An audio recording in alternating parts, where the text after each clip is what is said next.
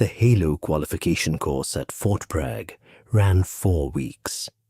High altitude low opening parachute operations, military freefall, the specific discipline of exiting an aircraft at altitudes above 25,000 feet and opening your canopy low, 3,000 feet, sometimes less, which gave you the window of a falling body for the minute and a half in between, in which you were moving at terminal velocity through air cold enough to kill you if your equipment failed, toward a target that was either where you expected it or wasn't, and either way, you were going to land on it.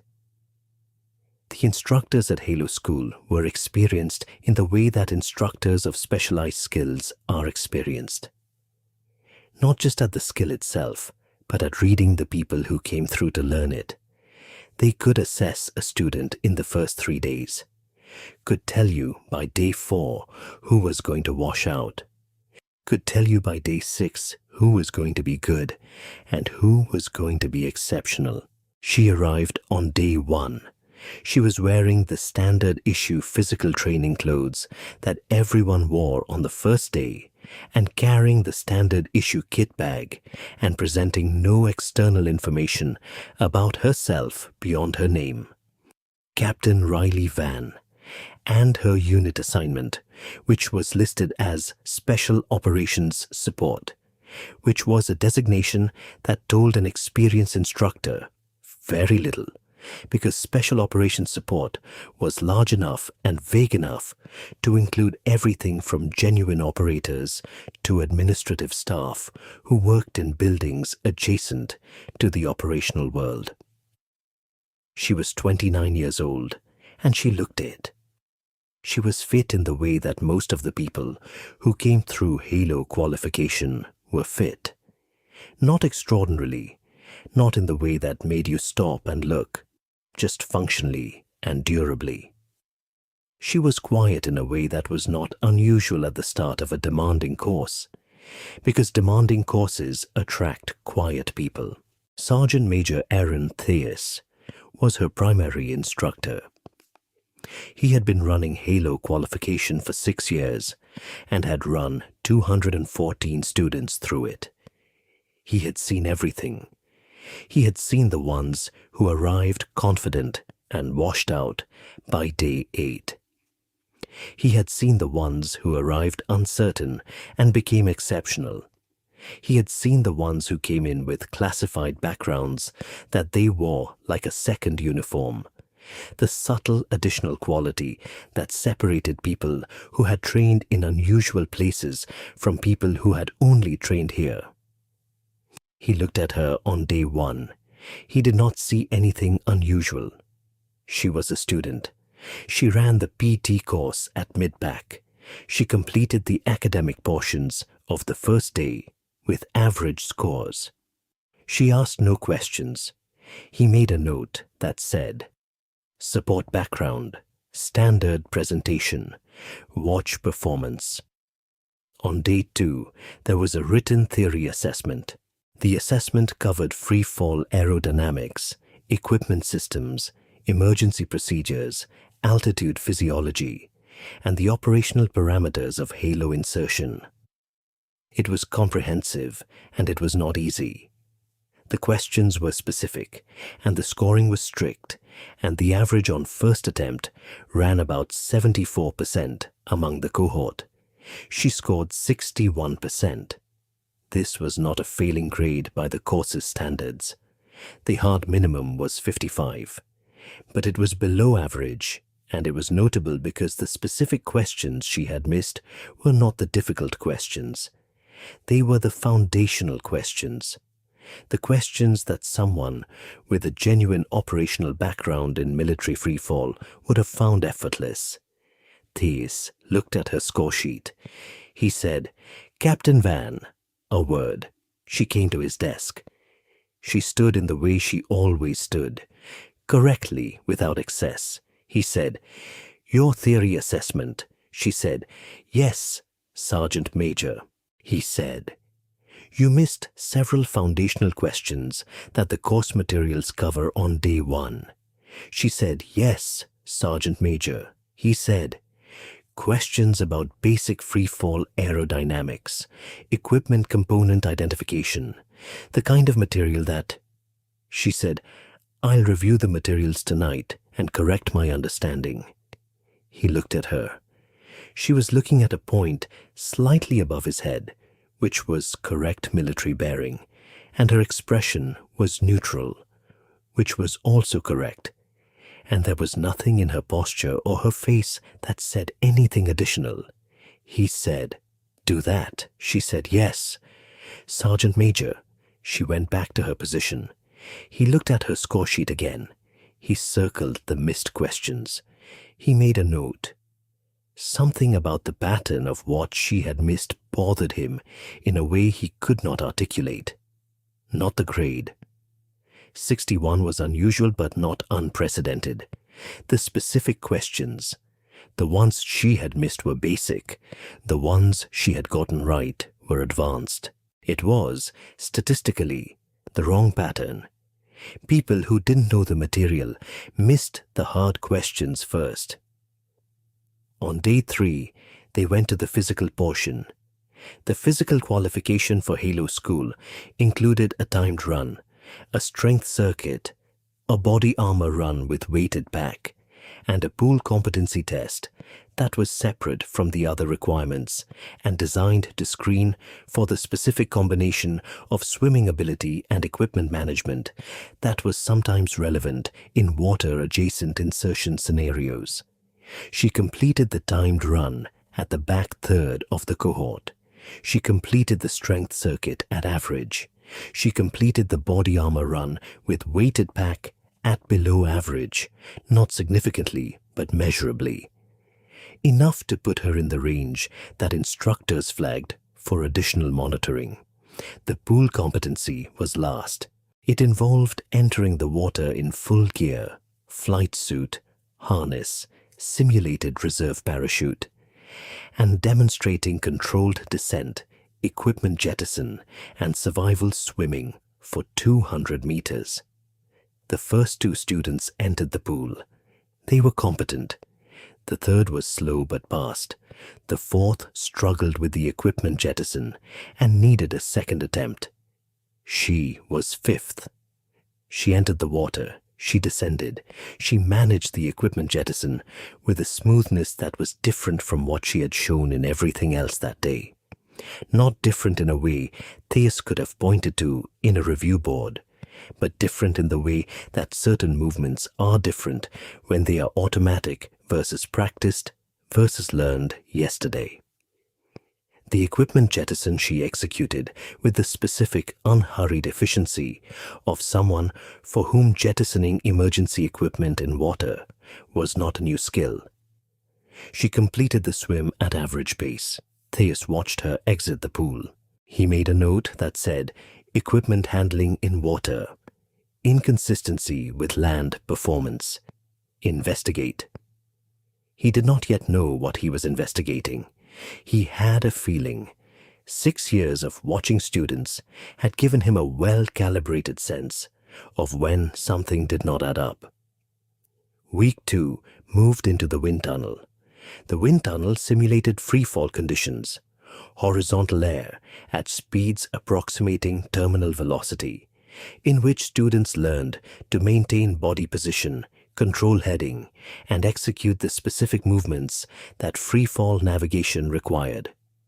The tunnel was unforgiving in the way that simulators of physical skills are unforgiving. It showed you exactly what your body did, without the altitude margin for error that the actual jump provided. She went in on day 8. She went in the way she had done everything, at the middle of the cohort. Not first, not last. She entered the airstream and achieved a stable position, and then spent the next 4 minutes at a performance level that Theus would have scored on the official rubric as adequate. Adequate meant maintained stability, demonstrated control, no critical errors. It did not mean good. It did not mean what 3 students before her had shown. The specific ease of people who had trained in tunnel environments before and whose bodies remembered the adjustment. It did not mean what the experienced students showed. She was adequate. Afterward, the student who had been 2 positions ahead of her, a staff sergeant named Cole, who had done recreational skydiving for 7 years and who was visibly good in the tunnel, came up to her and said, "First time in a wind tunnel?" She said, "Yes." He said, "You'll find your position." "It takes a few sessions." She said, "Thank you." He said, "You were pretty stable for a first time." She said, "I was trying to maintain a stable position." He said, "Most people fight the air more on their first session. You didn't fight it." She said, "I tried not to." He looked at her for a moment. He said, "You've jumped before." She said, "Halo School is my first jump qualification." He said, "I didn't say it was your first jump. I said you've jumped before." She said, "Thank you for the feedback, Sergeant." She walked away. He watched her go. He said, to nobody in particular, "Okay." On day 9, Theus pulled her file. He did this occasionally with students who presented inconsistently. Not because he was suspicious in any disciplinary sense, but because understanding the background of a student sometimes explained the inconsistency. Someone who had been a competitive athlete in a related discipline would show different patterns than someone who had not. Someone who had prior exposure to high-altitude environments would physiology differently. The file could explain things that the assessment surface did not. He pulled Captain Riley Vann's file. The file was thin. This was immediately unusual. After 9 years of service, she was 29, so 9 years meant enlisting at 20 and a lot happening quickly. The file should have contained a substantial record of assignments, evaluations, training qualifications, deployment records, and performance reviews. The file contained commissioning date, current unit assignment, emergency contact information, and a medical record that was entirely routine. Everything between commissioning and the current assignment was a single line that said, "Records restricted. Access requires authorization, level 7. Theus stared at the file. Level 7. He had seen level 7 restriction markers 3 times in 6 years, once for a student who turned out to be from a classified counterterrorism program, once for a student whose unit was a tier that Theus had never worked with, and whose presence at Halo School he had been told not to ask about, once for a retired officer whose file was restricted on grounds he never found out. He looked at the single line. He said, He picked up the phone. He called the personnel office. He asked about the authorization pathway for level 7 access. The personnel clerk said she'd look into it and call him back. She called back 20 minutes later and said, "Sergeant Major, the authorization pathway for that restriction level goes through JSOC. I can submit a request, but I'd need the reason for access." He said, "I have a student performing inconsistently, and I'm trying to understand her background." The clerk said, "I'll submit the request. It may take a few days." He said, "Thank you." He put the phone down. He looked at the assessment sheets for Captain Vann. Theory test, 61. PT, mid-range. Wind tunnel, adequate. A student from a JSOC restricted background performing at mid-range. The first actual jump was on day 12. Exit from a C-130 at 26,000 feet. Oxygen required above 18. Opening altitude 3,000. Target a marked drop zone 6 kilometers from the aircraft's track. The students jumped in sequence. Each one was evaluated on exit position, body stability during freefall, navigation toward the target, opening altitude, and landing accuracy. She jumped 9th in the sequence of 12. She exited the aircraft cleanly. Thais watched her from the jump log feed, the tracking cameras that covered the drop zone. She stabilized quickly and oriented toward the target. And then she did something that the other 8 students before her had not done. She adjusted her track. It was a small adjustment, a subtle shift in body angle that altered her horizontal speed relative to the target. It was the kind of adjustment that an experienced freefaller makes when they have assessed the wind on their way down and determined that their initial track was going to produce a miss, and they need to correct. Students at Halo School on their first actual jump do not make that assessment. They aim for the target and hope the wind is manageable. That is what 8 of the previous students had done. 3 of them had landed off the marked zone as a result. She adjusted her track on the way down. She tracked the wind. She opened at 2,900 feet, which was within parameters. She landed 40 meters from the target marker, which was the best landing accuracy of the first 9 jumpers. She rolled her canopy. She gathered her equipment. She stood at the edge of the drop zone. Thais was watching the video feed. He made a note. The note said, "Adjusted track during free fall. First jump. Not consistent with student profile. Authorization request still pending." On day 14, the authorization came back. Not from the personnel office. Directly. A secure message to his facility terminal that contained an elevated access credential and an attached document with classification markings he had seen once before on the student from the counterterrorism program. He opened it. He read the first page. He stopped. He read it again. He set down his coffee.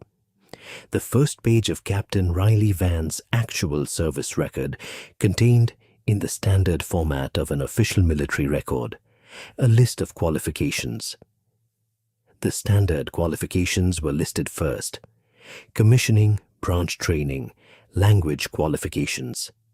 Then the section that was the reason for the restriction: military freefall operations, Halo and HAHO qualified, 2018. Military freefall instructor certification, 2019. Jumps completed, listed as 214. He looked at that number for a long time. 214. He had 214 students over 6 years. He was looking at the file of a student at Halo Qualification School who had the same number of jumps as he did, had been qualified for 6 years, and had been certified as a military freefall instructor 3 years ago. He kept reading. The qualifications list continued. He recognized the designations. Some of them were standard in the community of people who did this work. Some of them were not standard. Some of them referenced programs that he knew existed but had no direct contact with. Programs that operated at elevations in the special operations community above where he worked. He reached the deployment record. He had to stop reading. He put the document face down on his desk. He sat for a moment. Then he picked up the phone and called the course commander. The course commander was Lieutenant Colonel Patricia Walsh, who had been running special operations training programs for 11 years and who had, in that time, encountered most of the unusual situations that such programs produce. She answered on the second ring. Thais said, "Ma'am, I have a situation I need to walk you through," she said. "My office in 10. He walked to her office with the file. He set it on her desk. He said, "Captain Vann, she's been in the qualification course for 2 weeks. She's performing at mid-range to below average across all assessed categories." Walsh said, "Okay." He said, I submitted an access request for her restricted file on day 9. Walsh said, and he said it came back today. He set the document on her desk. Walsh read the first page. She said nothing. She turned to the second page. She read it. She turned to the third page. She stopped at a specific line that Theus had also stopped at and said, this is her. He said, yes, ma'am. She said she's been performing at below average. He said, yes, ma'am. She said, for 2 weeks. He said, yes, ma'am. Walsh sat back in her chair. She looked at the document. She said, she's sandbagging. He said, that's my conclusion. Walsh said, why? He said, I don't know yet. Walsh said, she's a Halo instructor with 214 jumps, running a qualification course she could teach. Why? He said, I'd like to ask her. Walsh said, so would I. She picked up the document. She stood up. She said, let's go ask her. They found her at the equipment locker area, repacking her main canopy in the specific methodical way of someone who has packed a canopy many more times than the 2 they had on record for this course. Walsh said, Captain Vann. She looked up. She saw Walsh. She saw Theus. She saw the document in Walsh's hand. Her hands continued folding the canopy because she was in the middle of a step that should not be interrupted. She completed the step. She stood up. She said, Mom. Walsh said, we've received your file. She said, yes, Mom. Walsh said, you're a military freefall instructor with 214 jumps. She said, yes, Mom. Walsh said, and you're running my qualification course. She said, yes, Mom. Walsh said, performing at mid-range on assessments that you could instruct. She said, yes, Mom. Walsh said, Captain, why? She was quiet for a moment.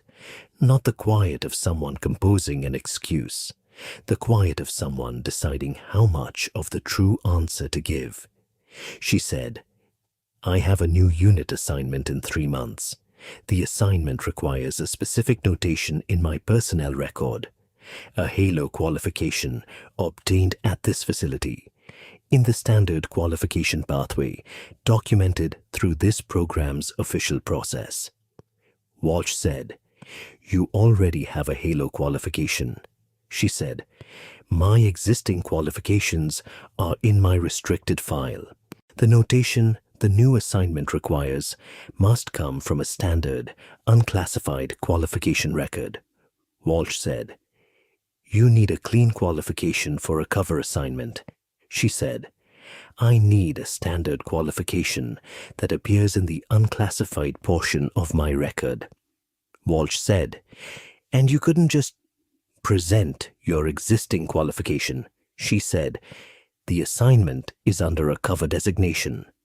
My cover designation cannot have access to my restricted file.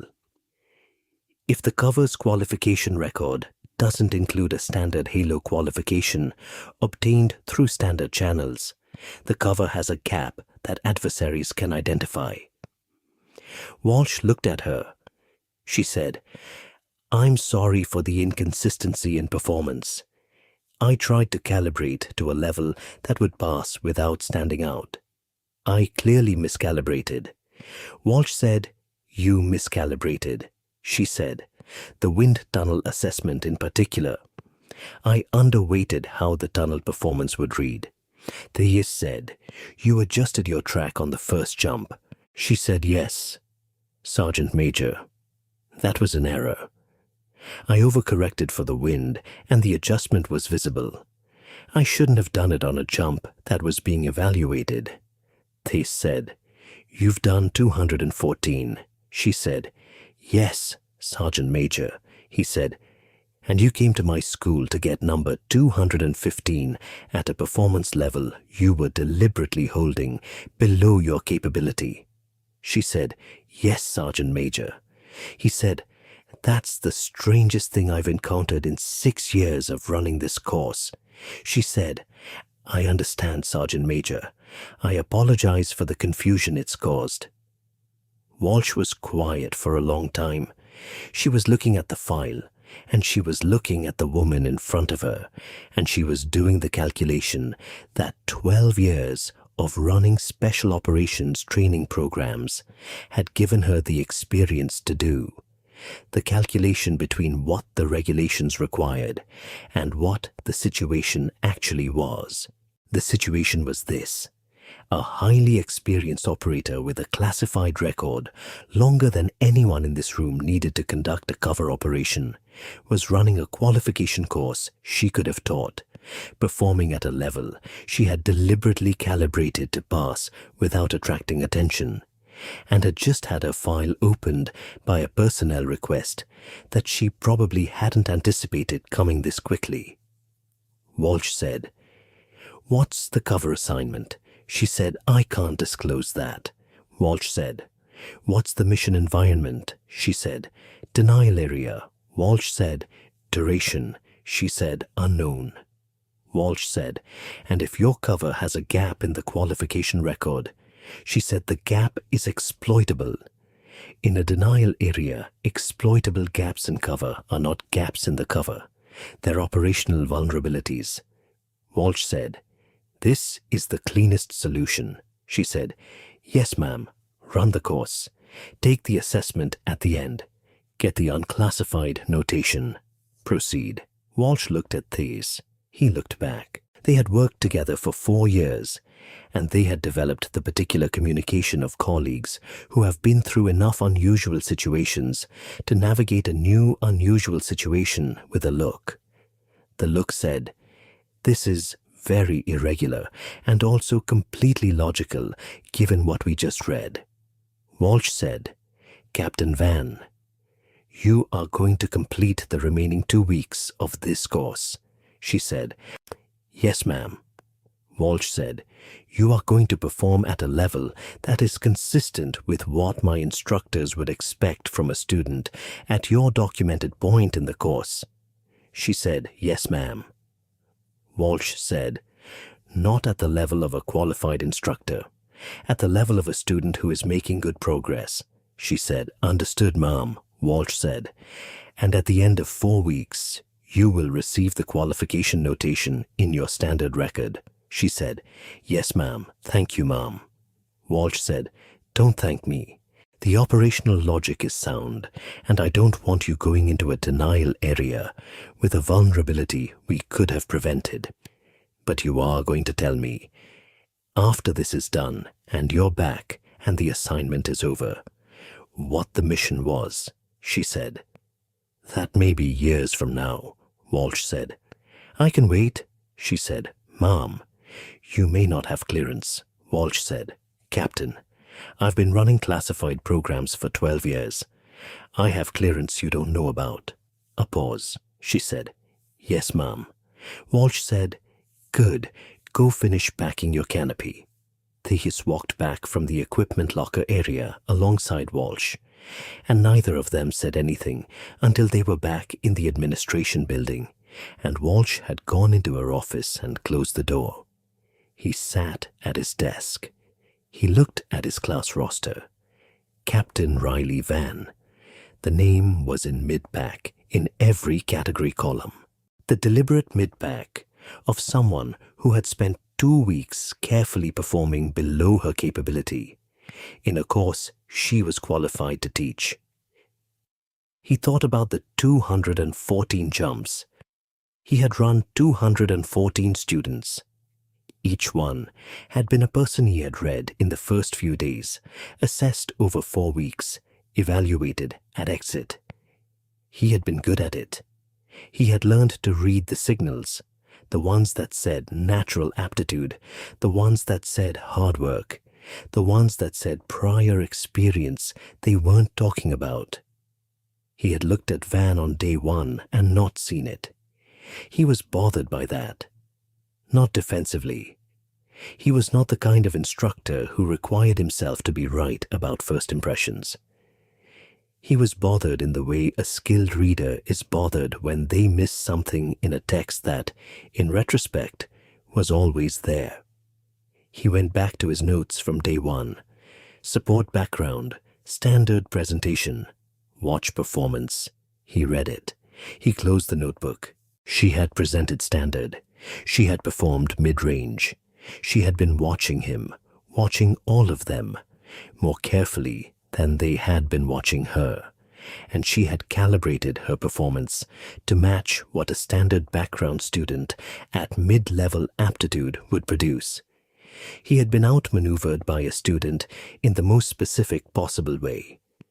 Not by someone better than him, exactly, but by someone who had understood the evaluation more completely than the evaluator. He put the notebook away. He went back to the drop zone. He had a class to teach.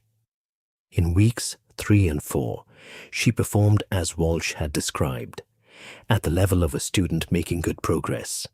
The progress was visible. Her theory scores went from 61 to 78 to 83 on the retest, which was a trajectory that a student who had been studying hard and absorbing the course material would plausibly produce. Her wind tunnel sessions showed steady improvement. Less fighting the air, better stability, cleaner heading control. Her jump accuracy improved from 40 meters to 22 meters to 15 meters on the final evaluation jump. 15 meters was in the top third of the cohort. Not the best. Not what she was capable of, but top third. On the final day, the cohort received their qualification certifications. Thais called the names. He called Captain Riley Vann. She came forward. She took the documentation. She shook his hand. He said, quietly enough that nobody else heard, 215. She said, yes, Sergeant Major. He said, good number. She said, thank you, Sergeant Major. He said, when you come back from wherever you're going, if you ever teach. She said, I already teach. He said, I know. I mean, if you ever teach here. She said, I don't think that's likely, Sergeant Major. He said, no. But if it is, she said, then I'll try not to outperform the students quite so conspicuously. He almost smiled. He said, that first jump track adjustment, I saw that. She said, I know. I realized it afterward. He said, you corrected for the wind 200 meters before the opening altitude. She said, yes. He said, I've never seen a student on their first jump correct for the wind 200 meters before opening. She said, I know, Sergeant Major. He said, where do you do your best work? She looked at him. She said, denial areas. High altitude insertion, usually at night. He said, alone? She said, usually. He said, and you came to my course to get the cover qualification you need to get there. She said, yes, Sergeant Major. He said, good luck, Captain. She said, thank you, Sergeant Major. She walked off the qualification range with her documentation and 215 jumps and a cover record that no longer had a gap. She deployed 3 months later. She cannot describe the country. She cannot describe the specific operational parameters. She can say that the insertion was halo at 27,000 feet, solo at night, in weather that would have caused most experienced military freefalls to delay or abort. She can say that the wind on the way down was not what the planning cell's forecast said it would be, which required the track adjustment that she had been making unconsciously for 6 years. She can say that the mission accomplished what it was designed to accomplish. She can say that she landed 93 meters from the target, which was outside the standard parameters for a halo insertion in those conditions. But the standard parameters were built for daylight and cooperating weather. And she had neither, and 93 meters in a denial area at night in unforecast wind is by any reasonable operational standard exactly where you needed to be. She can say that she came home. She came home the way she always came home, quietly, through channels that did not advertise her return, into a situation that she had to reconstruct piece by piece, because the operational context of a denial area does not care what the home situation was before you left. She called nobody, she filed her debrief, she ate, she slept. On the second day home, she ran. She ran the same post trail she had run for 2 years in the early morning before most of the base was up. The morning had the quality that mornings have when you have been somewhere very different for a long time, and the ordinariness of the familiar is itself significant. She ran. She breathed. She was home. 2 years later, Walsh called. The assignment had been over for 4 months. She had been back for 4 months, and the debrief cycle had concluded, and the operational record was in the appropriate classification channels. And life had resumed the particular rhythm of being a person between deployments, running, planning, doing the work that the next thing required.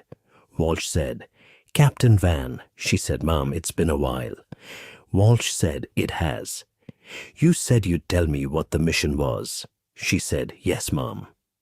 Walsh said, "Do I have clearance?" She said, "You have most of it. I'll have to skip 2 details." Walsh said, "Fair. Tell me what you can." She told her. The denial area, the insertion, the mission parameters, the 93-meter landing, what the mission had been for, and what it had found, and what had changed because of what it found. Walsh was quiet for a while. Then she said, "You did that in those conditions?" She said, "Yes, ma'am." Walsh said, "Solo?" She said, "Yes, ma'am." Walsh said, "And you came to my course first to make sure your cover record didn't have a gap?" She said, "Yes, ma'am." Walsh said, "I've been thinking about that for 2 years." She said, "Ma'am?" Walsh said, "The gap in the cover. You could have done the mission without the qualification notation. The gap would have been small. In the context of a full cover package, probably invisible." She said, "Probably." Walsh said, "But you came to the course anyway." She said, "Yes, ma'am." Walsh said, "Why? If it was probably invisible?" She said, "Because probably is the margin that gets people killed in denial areas. If the cover has any exploitable gap, the gap is a threat. I don't operate with probably manageable threats in my cover. I fix them." Walsh said, "So you spent 4 weeks in a Halo qualification course sandbagging your scores." She said, "Calibrating my performance." Walsh said, "Sandbagging. To fix a probably manageable threat in your cover package." She said, "Yes, ma'am." Walsh said, "That is the most thorough approach to operational security I have encountered in 11 years. She said, "Thank you, ma'am." Walsh said, "It's not a compliment, it's an observation." She said, "Yes, ma'am, I know the difference." Walsh said, "Where are you now?" She said, "Planning cycle." Walsh said, "Next assignment?" She said, "I can't." Walsh said, "You can tell me the broad shape." She said, "Similar profile, different country." Walsh said, "Will you need another qualification course?" She said, "I might need a water insertion qualification." Walsh said, "I can get you into one." She said, "Ma'am, I'm a certified open water dive instructor." Walsh paused. She said, I know. I'll calibrate my performance." Walsh laughed. It was a short and genuine laugh, the laugh of someone who has been in this world long enough to find the specific humor of it. She said, "Yes, you'll calibrate your performance." She said, "Mid-range to above average. I learned my lesson." Walsh said, "What lesson was that?" She said, "Don't adjust your track on the first jump." Thais ran into her at a training facility 3 years later. She was in a different uniform. the uniform of someone who had transitioned from the role she had been in to a role that wore slightly differently, though the quality underneath the uniform had not changed. He said, "Captain Vann." She said, "Sergeant Major." "Good to see you." He said, "How many jumps?" She said, "I'm not supposed to tell you." He said, "More than 214." She said, "More than 214. He said, "More than 300. She said, "I'm not supposed to tell you." He said, "More than 400. She was quiet. He said, "God." She said, "I've been busy." He said, "You come through that facility again." She said, "I'll let you know." He said, "I'll clear the range." She said, "You don't have to do that."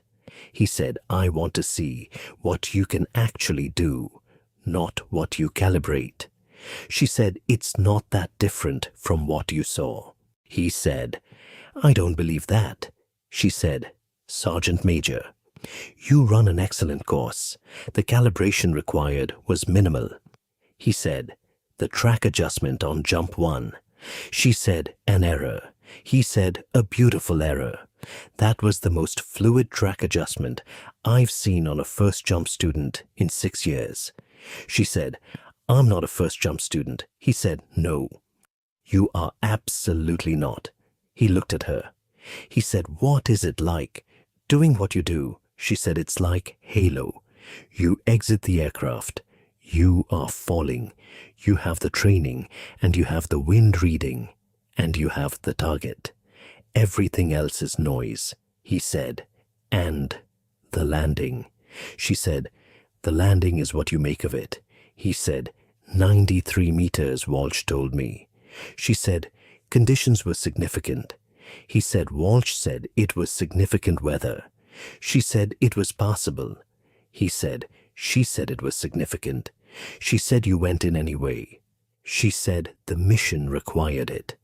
He said, "Yeah, that's what I thought." The qualification she had received at Theis's course was a single line in her standard unclassified record. Hollow qualification obtained, standard pathway. 1 line, 4 words, and a date. It was in the record that her cover identity presented in the denial area, and it was in the record that nobody who did not already know what was behind the restriction would ever see. She had spent 4 weeks calibrating her performance and adjusting her track adjustment and sitting in Walsh's office explaining operational security architecture in order to produce 1 line in a record. She had done it because the 1 line had made the cover complete. The cover complete had made the insertion possible. The insertion had accomplished what it was designed to accomplish, which was something she could not describe, but which had mattered in the way that certain things matter. Quietly, without public acknowledgement, in the specific way that work done correctly in the right place, at the right time, matters even when nobody ever knows about it. She had 215 jumps in the standard record. She had considerably more than that. The difference was a stack of operational records in a classification tier that most people with active clearances would never access, describing events in countries she could not name and missions she could not discuss, executed at altitudes and in conditions and under circumstances that were, in the unclassified framing, simply not possible to describe. She was fine with this. She had never needed the record to be visible. She had needed the work to be done correctly. The qualification had been part of doing it correctly. Everything else was the mission. She took the water insertion qualification course 8 months later. She performed at above average, mid-range on the first 3 days, above average as the course progressed, consistent with a student who was absorbing the material and applying it with the particular aptitude of someone who had done similar work in adjacent contexts. The lead instructor was a master sergeant who had been running the water insertion course for 4 years. On day 3, he said, "You're a quick learner. She said, "Thank you." He said, "You've done this before." She said, "The course is my first formal water insertion qualification." He said, "That's not what I said." She said, "I've done open water work in other contexts." He said, "Recreational." She said, "Training." He said, "What kind of training?" She said, "Various." He said, "Captain, your equipment management in the pool yesterday was not from recreational training." She said, "I've had a lot of pool time." He said, "Yeah, I can see that." He did not pull her file. He did not ask further questions. He ran his course, and she passed it in the top third and received the qualification notation in her standard record. Afterward, he said, "You going somewhere cold?" She said, "I can't disclose that." He said, "Cold water insertion. They're usually not sending people to Tahiti."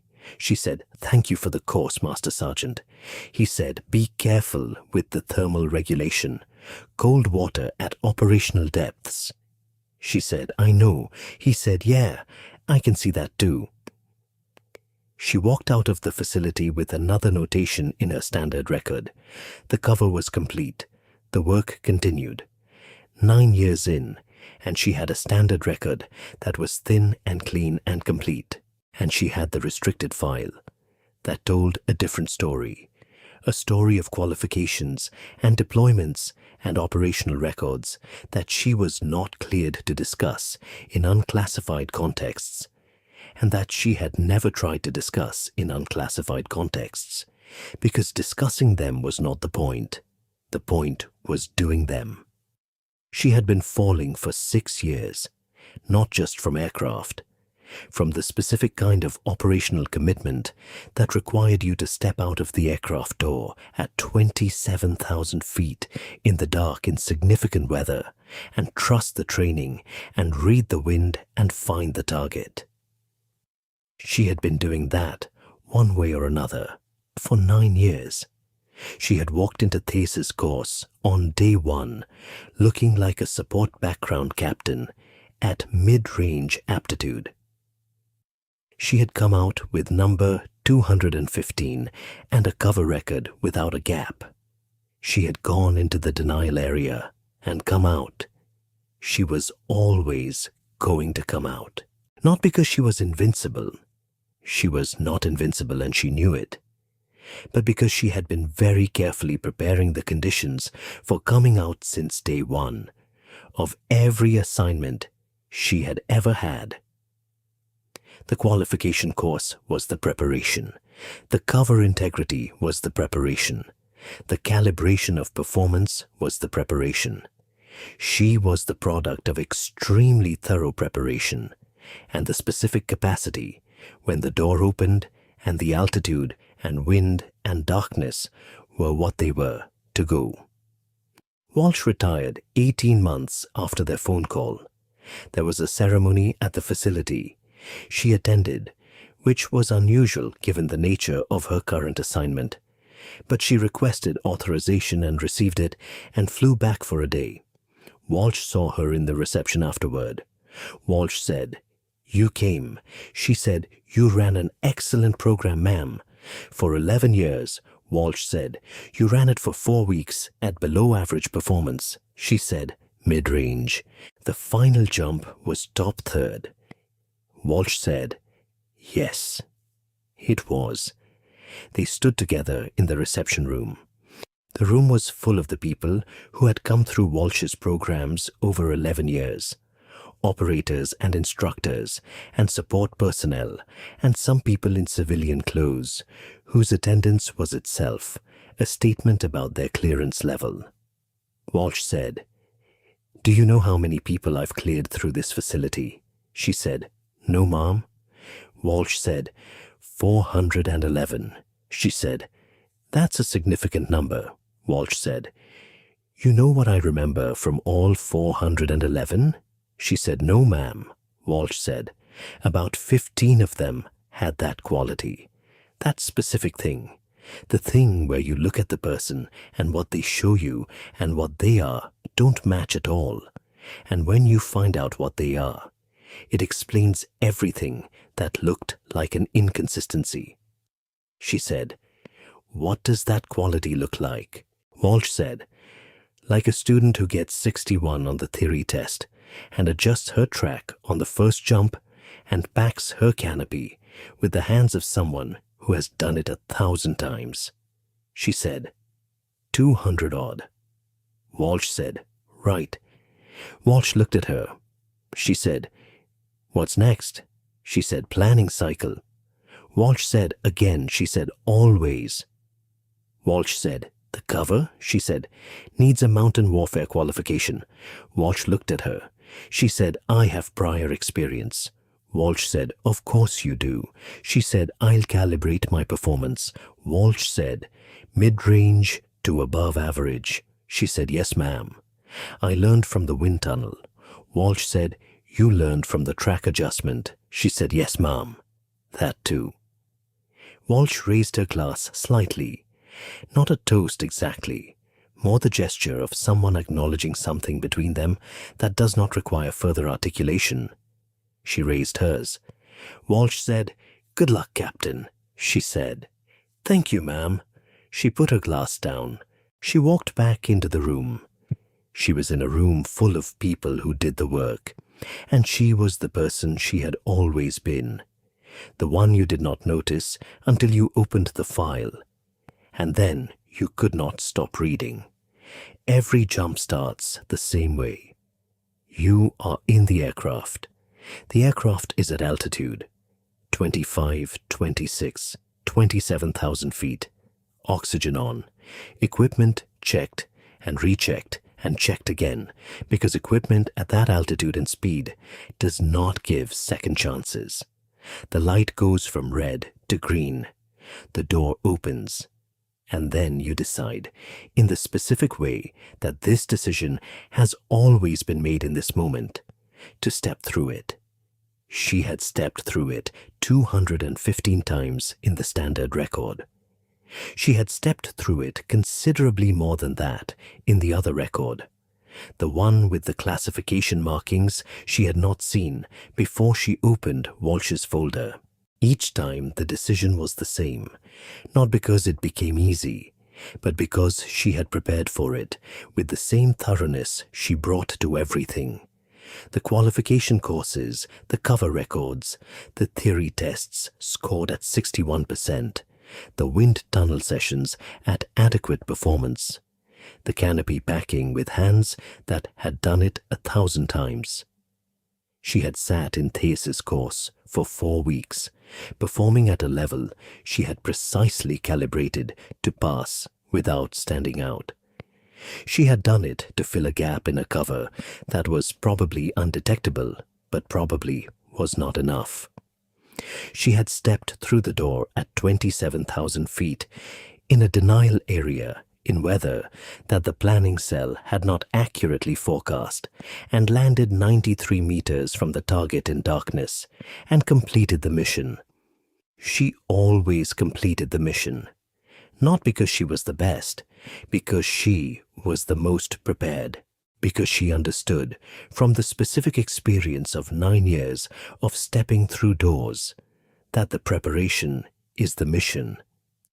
The 4 weeks in the course is the mission. The theory test at 61% is the mission. The track adjustment you should not make on the first jump, but make anyway. Because the wind is doing exactly what the wind is doing. That is the mission. She had 215 in the standard record. She was not done. If this story reached something in you, if you understand what it means to be more than you show, to prepare at a level others don't see, to step through the door when the light goes green, hit the like button, subscribe. We put out a new story every week. Every one of them is about someone who did the work before anyone was watching. She is on the aircraft. The light is red. She is ready.